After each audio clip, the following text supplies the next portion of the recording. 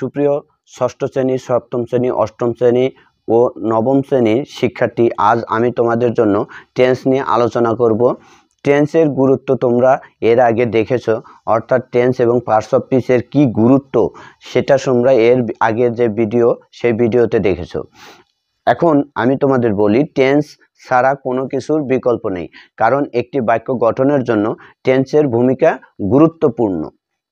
Tense যদি তুমি ভালোভাবে পারো তাহলে voice, narration, right form of verb, transformation of sentence এবং এভরিথিং, ইংরেজিতে যে যত রকম জিনিস আছে এভরিথিং তোমরা পারবে। এর আগেই তোমাদেরকে বলেছিলাম যে টেন্স হচ্ছে ইংরেজির মা। টেন্স ইংরেজির মা। একটা বাক্য গঠন করতে টেন্সের ভূমিকা অপরিসীম, অর্থাৎ টেন্স ছাড়া কোনো বাক্য গঠন হয় না। একটা সংসারে যেমন মায়ের ভূমিকা গুরুত্বপূর্ণ, অর্থাৎ মাকে ছাড়া সন্তানের লালন পালন সম্ভব নয়, ঠিক টেন্স ছাড়া সেন্টেন্সের গঠন কোনোভাবেই সম্ভব নয়। চলো এবার আমরা টেন্সে যাই।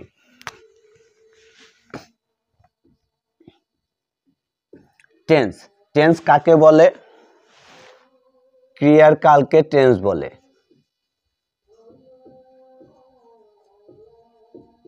ক্রিয়ার কালকে টেন্স বলে। এটার সংক্ষেপে, অর্থাৎ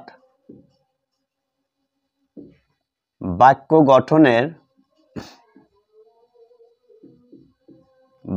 গঠনের জন্য টেন্সের ভূমিকা অপরিসীম। টেন্স এর ভূমিকা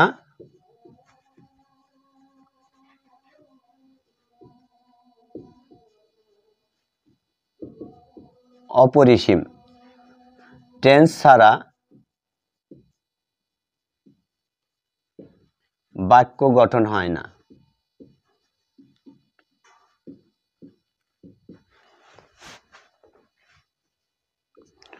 টেন্স এর প্রকারভেদ।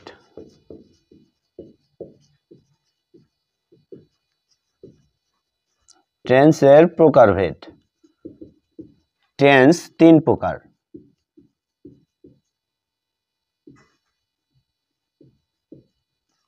টেন্স তিন প্রকার, যথা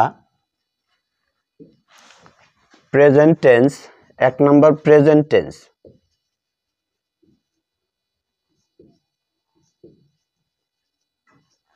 দুই নম্বর past tense.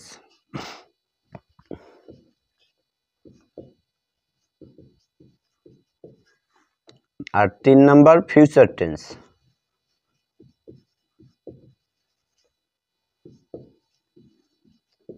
Present tense, past tense, future tense, এই যে টেন্সগুলো, এই প্রত্যেকটা টেন্সকে আবার চার ভাগে ভাগ করা যায়। আমি এখানে লিখলাম প্রত্যেকটা টেন্সকে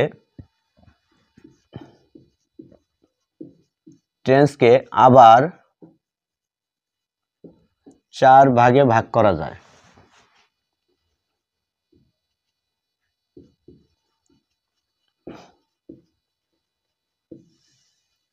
প্রত্যেকটা টেন্সকে আবার চার ভাগে ভাগ করা যায়, যথা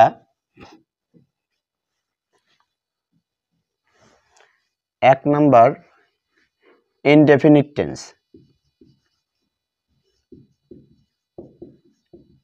ইনডেফিনিট টেন্স। দুই নাম্বার কন্টিনিউয়াস টেন্স।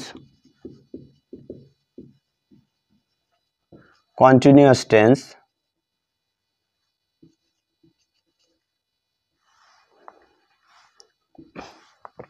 তিন number perfect tense.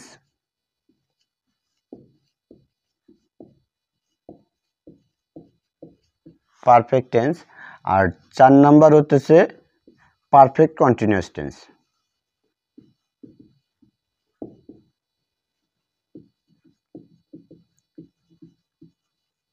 Perfect continuous tense. দেখো, এই যে টেন্সগুলো চার প্রকার, আমরা এখন বলি, এই যে এখানে টানে নিলাম, অর্থাৎ present indefinite, present continuous, present perfect, present perfect continuous.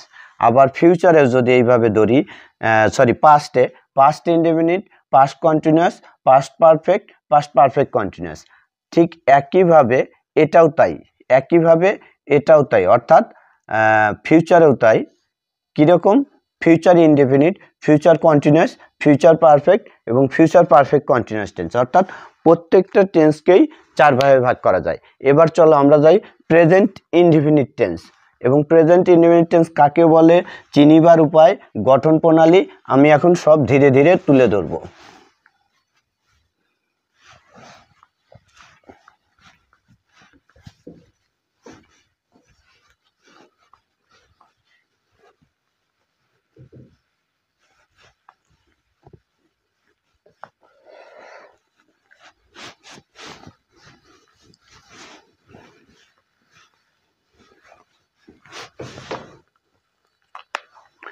Present indefinite tense.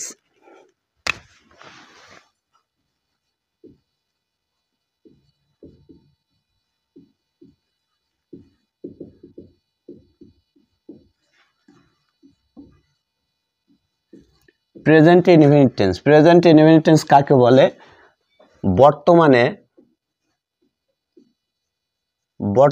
কোনো কাজ হওয়া, যাওয়া, খাওয়া,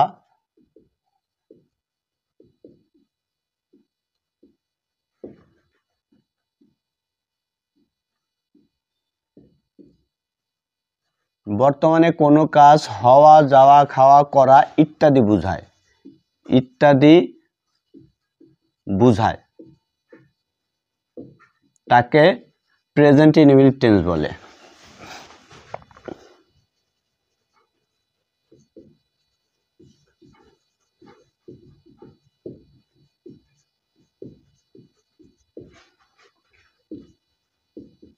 তাকে প্রেজেন্ট ইনডেফিনিট টেন্স বলে। প্রেজেন্ট ইনডেফিনিট টেন্সে চিনিবার উপায়।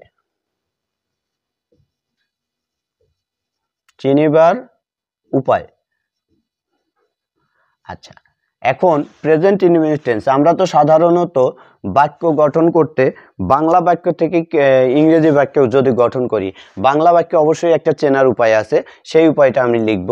বাংলা বাক্যে ক্রিয়ার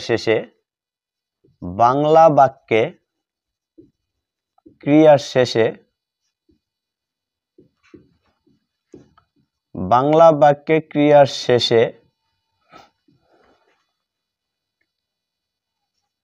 অ, এ, ও,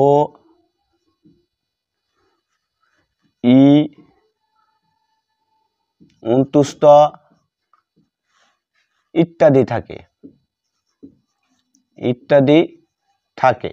আচ্ছা, বাংলা বাক্যে ক্রিয়ার শেষে ই, অ, এ, ও, অন্তুস্থ ইত্যাদি থাকে। এই জিনিসগুলো বাংলা বাক্যে ক্রিয়ার শেষে থাকবে। যেমন আমি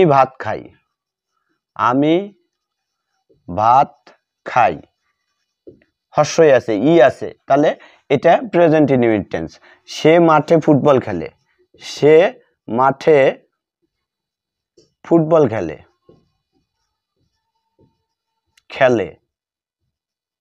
এ আছে, এ আছে, তাহলে এটা প্রেজেন্ট ইনডেফিনিট টেন্স। আবার যদি বলি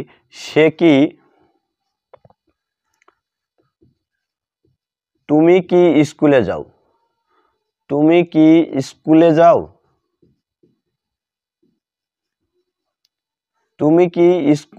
যাও, এখানে ও আছে, যাও, এটা আবার প্রশ্নবোধক চিহ্ন, কারণ এটা ইন্টারোগেটিভ সেন্টেন্স। এখন গঠন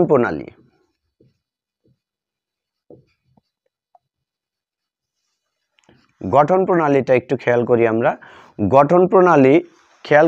সেটা হচ্ছে একটি ইংরেজি বাক্য আসলে 4 রকমের গঠন প্রণালী আছে।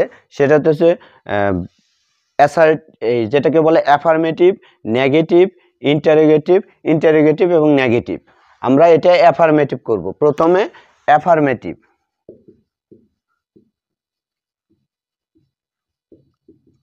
অ্যাফার্মেটিভের গঠন প্রণালী, প্রথমে সাবজেক্ট, তারপরে প্লাস দিয়ে আমি লিখলাম সাবজেক্ট প্লাস ভার্ব এর প্রেজেন্ট ফর্ম, প্লাস অবজেক্ট অথবা এক্সটেনশন অথবা কমপ্লিমেন্ট এখানে এক্সটেনশন বলতে অতিরিক্ত অংশ, কমপ্লিমেন্ট মানে শেষ অংশ, এরকম এই বিষয়গুলো আমরা খেয়াল করব। এখন এইখানে সাবজেক্ট কোনটা, আমি সাবজেক্ট, তারপরে ভার্ব কোনটা, খাই হতেছে ভার্ব, এবং এইখানে আছে অবজেক্ট কি, ভাত। এর আগে আমি তোমাদের বলেছিলাম অবজেক্ট চেনার উপায়, আমি কিন্তু অবজেক্ট চেনার উপায় বলেছিলাম, অর্থাৎ ক্রিয়ার সাহায্যে কর্তাকে কি বা কাকে দ্বারা প্রশ্ন করলে যে উত্তর পাওয়া যায় তাকে অবজেক্ট বলে। আমি কি খাই, ভাত, তাহলে এই ভাত হতেছে অবজেক্ট। তাহলে আমরা সেন্টেন্সটার উপরে সেন্টেন্সটাই লিখি, কি লিখবো, আই ইট রাইস, আমি ভাত খাই, 1 নম্বর বাক্য। তারপরে সে মাঠে ফুটবল খেলে, এখন দেখো সে মাঠে ফুটবল খেলে, হি প্লে এস হবে, he plays football in the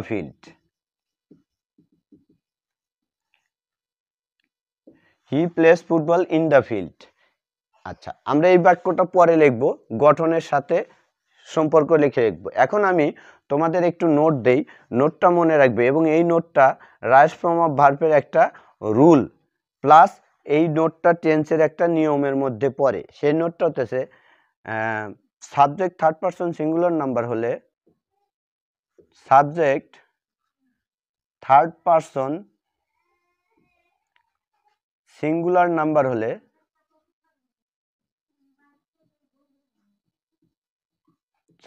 person singular number হলে ভার্ব এর সাথে এস বা ইএস যুক্ত হয়, ভার্বের সাথে এস বা ইএস যোগ হয়,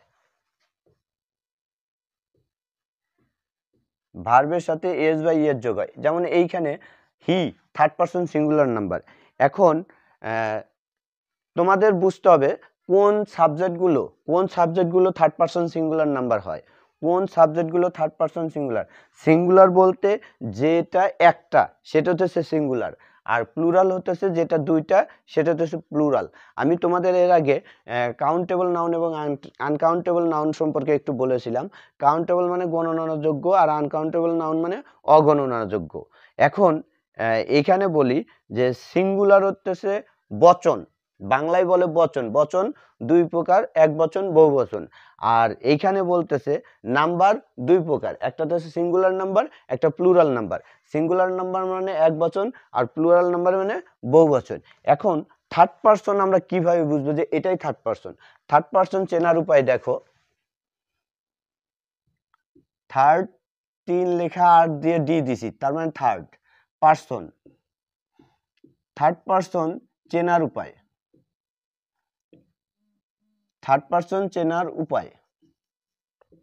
দেখো এখন আমরা থার্ড পারসনটা চিনবো কিভাবে, আমি তুমি ছাড়া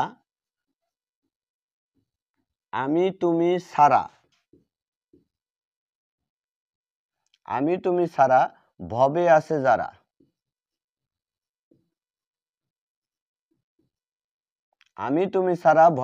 যারা, তারা থার্ড পারসন সিঙ্গুলার নাম্বার, তারা থার্ড পারসন। এখন সিঙ্গুলার হলে এক বচন,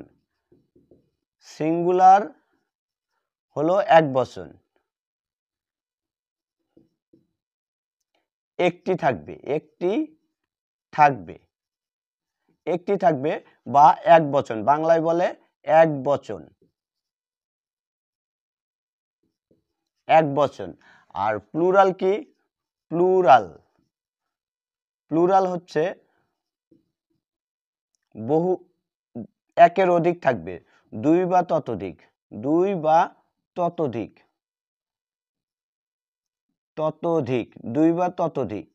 অর্থাৎ অনেক থাকবে, দুই বা ততোধিক, যেটাকে বাংলায় বলে বহু বচন,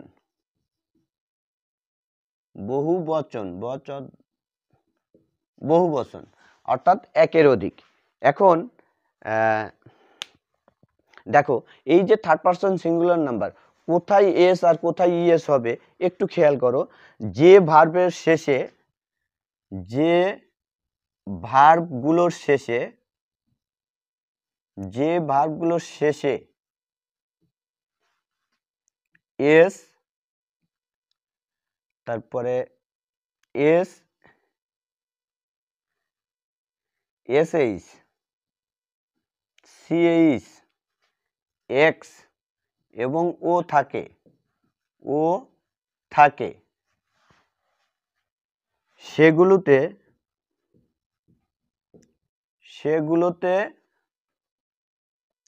ইএস হয়। আর বাকি সবগুলোতে, বাকি যে ভার্বগুলো আছে সেই বাকি ভার্বগুলোতে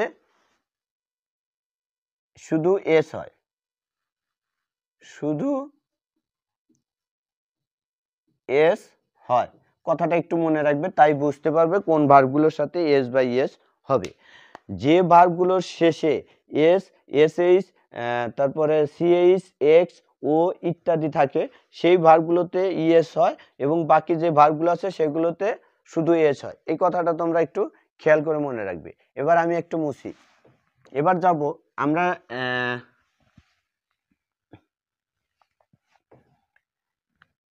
আমরা শুধু এবার অ্যাফার্মেটিভের গঠন করলাম, এবার নেগেটিভের গঠন, এই নেগেটিভের গঠন করব। গঠন যেটাকে স্ট্রাকচার বলা হয়, ইংরেজিতে বলা হয় structure. Negative,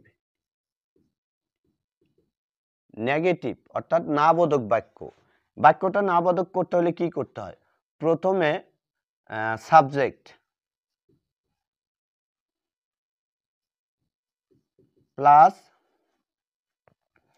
do oblique does, do oblique does plus not plus verb plus object. এই ভার্ব মানে ভার্ব ওয়ান অর্থাৎ ভার্বের প্রেজেন্ট ফর্ম। আমরা যেরকম ভার্ব ওয়ান লিখবো, এখন আমি থেকে ভার্বের প্রেজেন্ট ফর্ম কথাটা লিখবো না বা পাস্ট ফর্ম কথাটা লিখবো না এবং পাস্ট পার্টিসিপল ফর্ম কথাটা লিখবো না। অর্থাৎ ভার্বের যে তিনটা ফর্ম আছে, এক নম্বর ফর্ম হতেছে প্রেজেন্ট ফর্ম, দুই নম্বর ফর্ম হতেছে পাস্ট ফর্ম এবং তিন নম্বর ফর্ম হতেছে পাস্ট পার্টিসিপল ফর্ম। আর ভার্ব ওয়ান থাকলেই বুঝতে হবে যে এটা ভার্বের প্রেজেন্ট ফর্ম। তোমরা একটু বুঝে নিবা। আচ্ছা, তাহলে অবজেক্ট, অবজেক্ট বা এক্সটেনশন বা কমপ্লিমেন্ট, আমি শর্টে লিখলাম ইএক্স তে এক্সটেনশন, সিওএম তে কমপ্লিমেন্ট, শর্টে লিখলাম। এখন দেখো আমরা বাক্যটা লিখি, নেগেটিভ বাক্যটা কেমন হয়। যেমন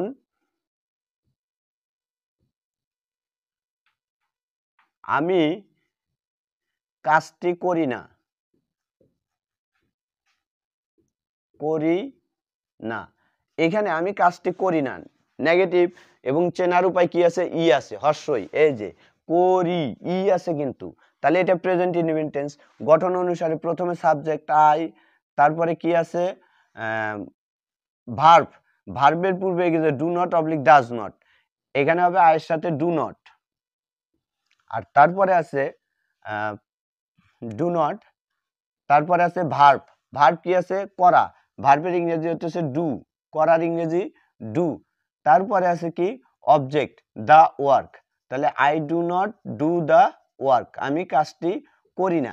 এখন তোমরা খেয়াল করো, এই যে ডু নট, আমি কিন্তু এর আগে ভার্বের ক্লাসিফিকেশনে তোমাদের বলেছিলাম ডু ডাজ ডিড, এটা হচ্ছে do verb.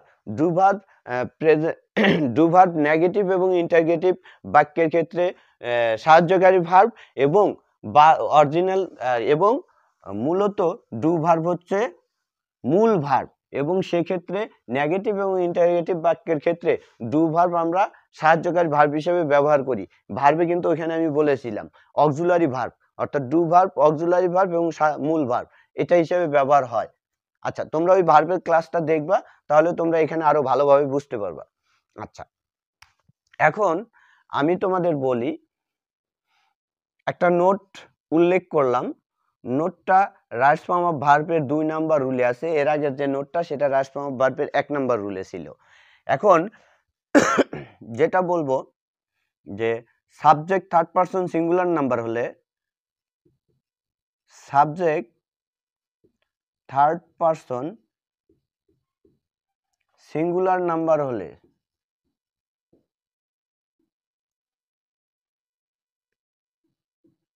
Subject third person singular number হলে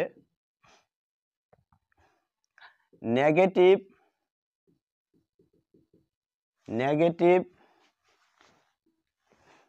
ইন্টারোগেটিভ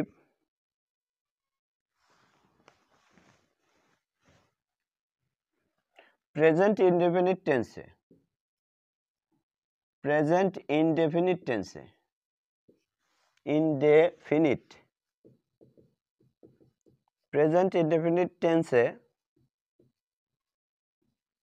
টেন্সে নেগেটিভ ইন্টারোগেটিভ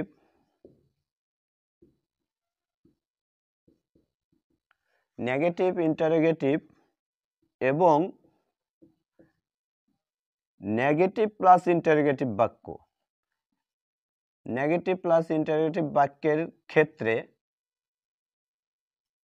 ক্ষেত্রে সাহায্যকারী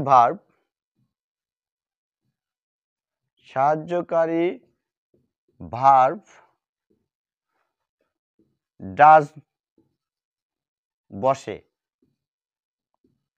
নেগেটিভ হলে নট ডাজ নট বসে, নেগেটিভ হলে ডাজ নট বসে।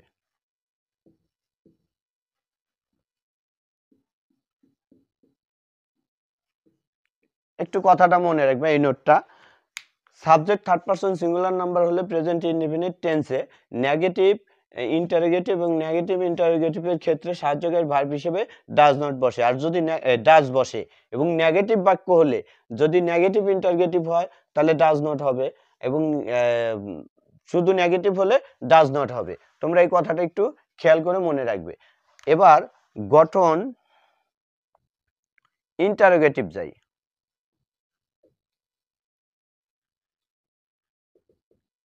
গঠন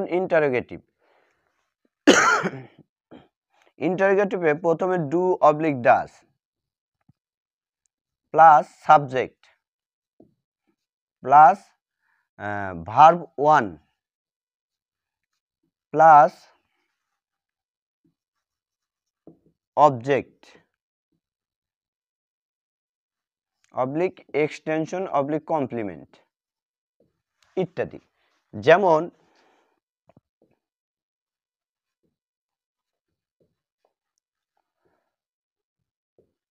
তুমি কি স্কুলে যাও, তো এখানে যাও আছে, তাহলে এটা কোন টেন্স? অবশ্যই প্রেজেন্ট ইনডেফিনিট টেন্স, কারণ চিনিবার উপায়ে এই যে ও আছে, তাহলে যাও আছে, এটা অবশ্যই প্রেজেন্ট ইনডেফিনিট টেন্স। তাহলে এখানে কি হবে? প্রথমে ডু বা ডাস, তাহলে প্রথমে ডু হবে, কারণ you third person singular number না। এই যে আমরা নোটটা লিখছি, খেয়াল করো, ইউ হচ্ছে সেকেন্ড পারসন, তাহলে এখানে ডু হবে, do you go to school,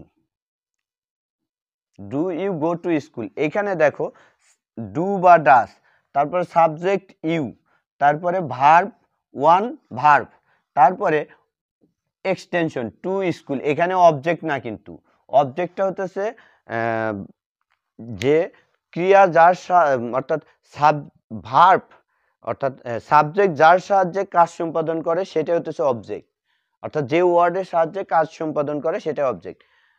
ধন্যবাদ শিক্ষার্থীরা, আমি আগামী ক্লাসে পরবর্তী বিষয়গুলো তুলে ধরবো, টেন্সের পরবর্তী বিষয়গুলো তুলে ধরবো।